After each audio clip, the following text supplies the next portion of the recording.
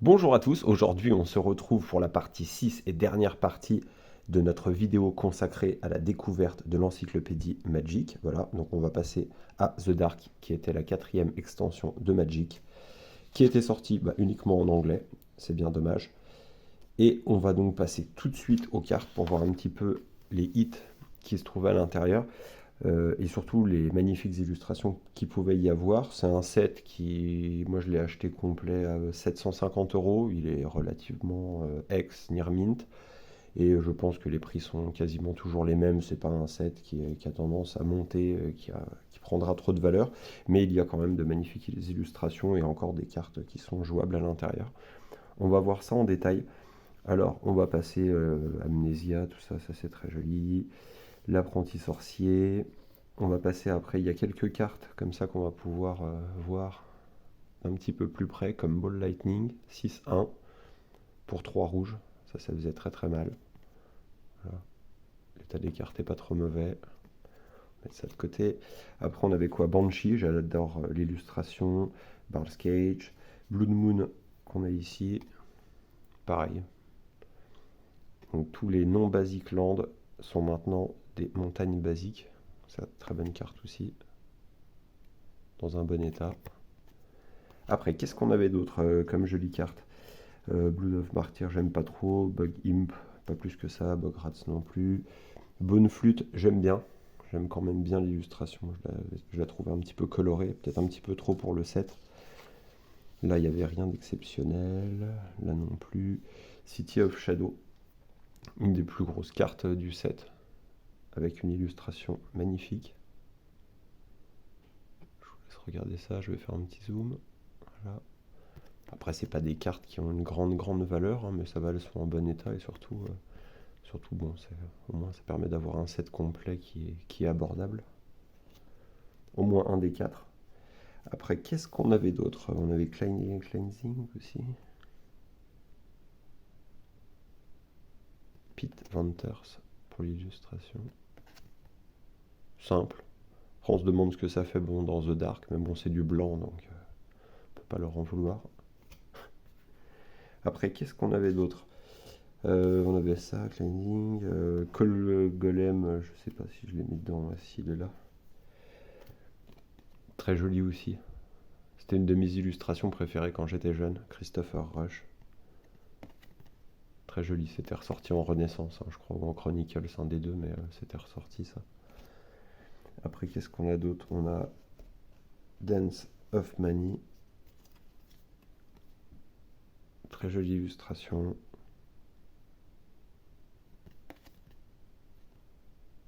L'état est pas trop mal. Bon, de toute façon, j'avais déjà fait une vidéo où on voyait le set entier, hein, donc on va passer ça assez rapidement. Là, il n'y avait rien de foufou. Dust to Dust, c'est une carte qui cote un tout petit peu, mais qui est surtout jouable, hein, je pense. C'est pour ça elle a une bonne cote. Eater of the Dead. Ça, c'est très joli aussi. Je vais essayer de faire un petit zoom. Voilà. J'espère Mirford. Très jolie petite illustration. Après, qu'est-ce qu'on avait d'autre? Là, il n'y avait rien. Electric Hill, c'est une rare, hein, il me semble. C'est aussi Elf of Deep Shadow. J'espère Mirforce aussi. Érosion, Eternal Flamme, Exorciste, ça doit être. C'est peut-être une rare. The Fallen, voilà, qui va parfaitement avec le set.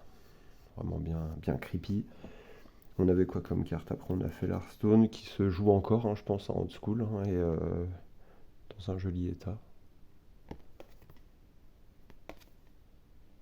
Jolie illustration, Quinton Hoover. Donc ça, lui, c'est super difficile d'avoir ses signatures. Je crois que c'est dans les signatures, c'est celui qui cote le plus parce qu'il a arrêté d'en faire. Et du coup, si vous avez un Quinton Hoover sur le côté, généralement, ça donne une bonne plus-value à la carte. Voilà. Après, qu'est-ce qu'on avait d'autre? On avait fait l'Hearthstone, on s'était arrêté ici. Là, il n'y avait rien d'exceptionnel. Un petit dragon, Fire Drake. Après, on va passer à Frankenstein Monster. Frankenstein Monster. Illustration iconique, pareil. Très joli. L'état est bon aussi, hein. Bon, avec la sleeve, on voit pas non plus des masses, mais ça va, c'est relativement en bon état. Après, on avait quoi? Gas Touch qui devait être une rare aussi. Ghost Ship, une Giant Shark. Après, on continue, là, il n'y avait rien d'exceptionnel. On passe à, il me semble, c'est la plus grosse carte du set, Goblin Wizard. Très joli, Daniel Jelan. Ouais, l'illustration est vraiment folle. C'est très très très très bon. L'état est bon aussi, hein. Très jolie carte, très content d'avoir ce petit set. Après, ça y a rien d'exceptionnel. Hidden Pass, c'est pareil, bon, ça vaut pas des masses, mais l'illustration est quand même jolie. Jolie petite illustration. Hop, on va passer histoire que ça dure pas 3 heures. Light, Inferno, je crois que c'est une rare aussi, Inquisition. Là où il n'y avait rien d'exceptionnel, à part la plus grosse bestiole qui était sortie à l'époque, alors ça c'était quand même un truc 10-10, piétinement. Bon, en face il fallait qu'il y ait des îles, hein, il me semble, hein, mais c'était déjà une grosse bébête avec force de la nature, honnêtement, on était dans le gros, gros, gros. Après, il faut être capable de le payer, mais honnêtement, c'est. Et l'illustration, pareil, il fallait un Marc Tédin, avec, on voit cette espèce de petite église, de petite abbaye, je sais pas ce que c'est, avec le Léviathan qui vient à côté, c'est très, très, très beau.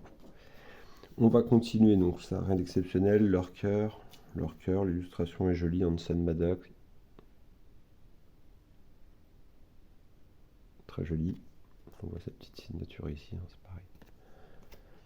Hop, après, qu'est-ce qu'on avait? Mana Clash, ça doit être une rare aussi. Après, vraiment, ça, j'ai toujours adoré cette illustration. Mana Vortex.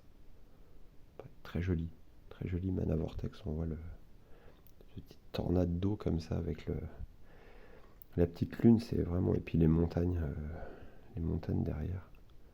C'est vraiment, vraiment joli. Avec ce petit coucher de soleil violet, c'est très, très, très jolie carte. Très fine dans le dessin, je trouve ça très joli. Après, qu'est-ce qu'on avait? Là, il n'y a rien d'exceptionnel, rien d'exceptionnel. On a Mesavit.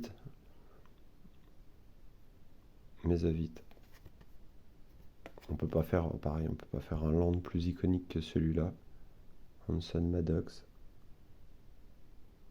Très jolie carte. On va continuer. Après, c'était un petit set, hein, quand même, hein. C'est pareil, on n'est pas sur Legend. Après, il y avait Mind Bomb. Mind Bomb, très joli aussi. Très jolie carte. Après, qu'est-ce qu'on avait? Blanc, il n'y a jamais rien d'intéressant. Necropolis, je ne l'ai pas mis dedans, mais j'aime beaucoup l'illustration aussi. C'est quelqu'un qu'on ne voyait pas souvent, Néné Thomas. Honnêtement, on ne le voit pas souvent, mais très jolie illustration. Niall Sylvan, ça devait être aussi une rare. People of the Wood, il me semble aussi. Après, on avait quoi? On avait Nameless Race, qu'on trouve ici.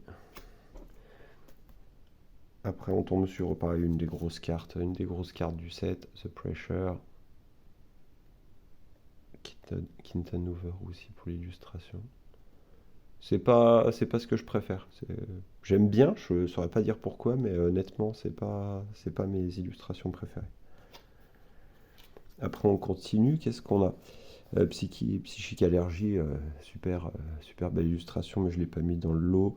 Ragman, aussi j'aime beaucoup. Riptide, tout ça, il y a un exceptionnel. Après, on a un land. Voilà. Safe Haven, Christopher Rush. Très joli. Après, on voit avec le petit vert comme ça, l'illustration est folle. Ça pourrait être une illustration qui serait beaucoup plus moderne, qui sortirait maintenant, je trouve. C'est joli. Après, on était sur le land. Après, on a ici rien d'exceptionnel, rien d'exceptionnel. Scarwood, je crois que c'était c'est pareil, ça doit être une rare, ça. Si je dis pas de bêtises. Après, Season of the Witch, simple mais efficace. Carte noire. Jolie illustration. J'aimerais bien l'avoir en artist proof, celle-là, c'est pareil, avec ce dessin-là, mais derrière, quoi. Franchement, j'aime beaucoup l'illustration, j'ai toujours aimé cette illustration. Puis ça permet d'avoir des cartes, c'est pareil, ça c'est pas pour ce que ça cote, ça permet d'avoir quand même de belles cartes old school et puis pas forcément à des centaines d'euros, quoi. Après on passe à la suite, là on a Season of the Witch, on a Sorrow's Pass, jolie illustration. Randy Asplund Face, Je n'avais jamais trop regardé qui est-ce qui l'avait dessiné. Très joli aussi. Après ici, il n'y avait rien d'exceptionnel, à part peut-être le Stone Calendar, parce que c'est Amy Weber qui l'a fait, jolie illustration. Là, on n'avait rien d'exceptionnel, et après, on va arriver ici. Tracker, ça devait être une rare. L'oncle Kitzvan. War Barge, très joli aussi. Là, rien d'exceptionnel, et après Witch Hunter, même si c'est pareil, c'est pas mon illustration préférée, mais joli quand même. Bon, après c'est une carte blanche, j'ai toujours eu du mal avec les cartes blanches. Et après on va finir par un Wormwood Trifolk. Très fun l'illustration. Très très fun, très joli. On va essayer de faire un petit focus dessus, voir un petit peu les détails. On croirait quasiment qu'elle est en 3D, elle est vraiment jolie. Et après, qu'est-ce qu'on a derrière? Voilà, après on passait à Fallen Empire, et après j'ai envie de dire, il faut faire l'impasse sur ces cartes, puisque bon, il y a beaucoup de gens qui ont démarré là, mais honnêtement c'est là où Magic a commencé à partir un peu en sucette à l'époque. On va passer ça un petit peu comme ça, histoire de voir les illustrations. Les landes étaient magnifiques, bah, je les ai ceux-là. J'aime beaucoup, pareil, tout ce qui est troll, tout ça, c'est sûr que c'est joli, mais honnêtement le jeu a commencé à faiblir à ce moment-là, quoi. Pas forcément en termes d'illustration, quoique.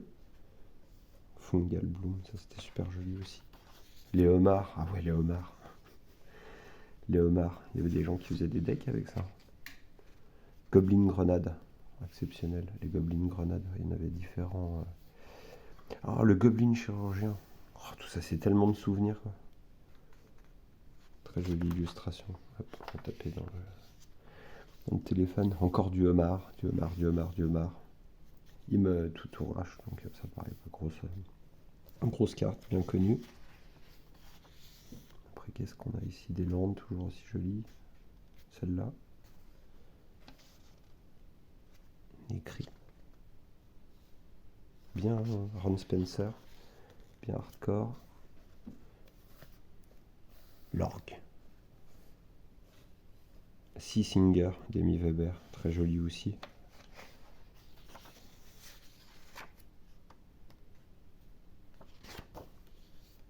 Enfin voilà quoi, bon après ça c'est des sets, je sais pas, je pense qu'honnêtement j'ai pas regardé les prix, mais peut-être qu'à 200-300 euros ça doit se trouver en Irmint, il n'y a vraiment aucune carte, je crois, qui code dedans. Les illustrations sont jolies, après ça permet de s'acheter un set pour pas cher, mais moi c'est là où on va dire que j'ai commencé à décrocher, puis après il y a eu Chronicles, alors là c'est bien parce que ça nous a permis d'avoir les illustrations des sets Legend, Arabian Night et compagnie, mais honnêtement, d'une ça a fait mal au cœur pour tous ceux qui avaient les anciennes cartes, parce que forcément ça leur a enlevé de la valeur. Et puis après, faut aimer les bords blancs. Moi, je collectionne pas forcément les bords blancs, donc ça me parle pas plus que ça. Et là, c'est pareil. Honnêtement, je sais pas combien coûte un set complet de Chronicles, mais ça doit pas être foufou, hein. Alors, on trouvait tout ça, des cartes magnifiques, mais moi avec un bord blanc, et puis c'est quand même moins beau, quoi. Les erreurs et curiosités, ouais, voilà. On peut voir, ils avaient fait un dos d'Arabian Night pour tester en violet.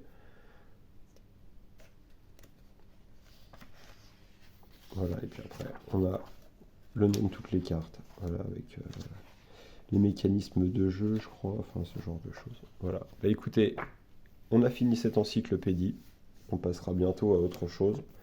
On va de toute façon ouvrir un petit peu de ce genre de boîte en ce moment, parce que j'aime beaucoup. Abonnez-vous, lâchez un petit commentaire, ça fait toujours plaisir, et puis on se voit pour une prochaine vidéo. Au revoir.